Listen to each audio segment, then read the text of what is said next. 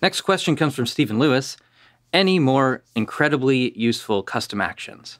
I recently set up one that's similar to the Pro Tools half-speed playback function. Let's go over to Reaper and I'll show you that now.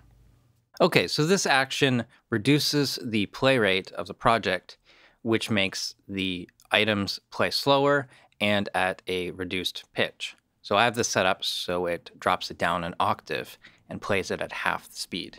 And I can hit it multiple times to, again, drop it down another octave. So I press Shift spacebar,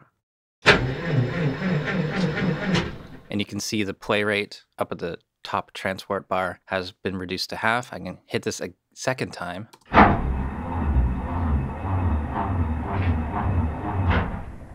And again. So it's just a really quick way of auditioning pitch drops and things like that without having to open up media item properties, changing the playback rate here, hitting apply, possibly having to change the item length and stuff like that. A quick way of auditioning it.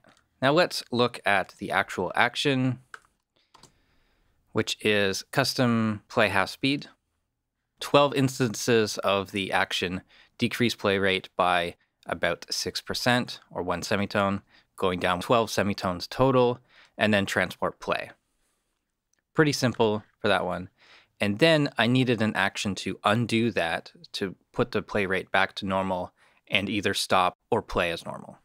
So that's this action, transport, set play rate to 1, transport, play / stop. Pretty simple, but pretty useful, especially if you're working on sound design.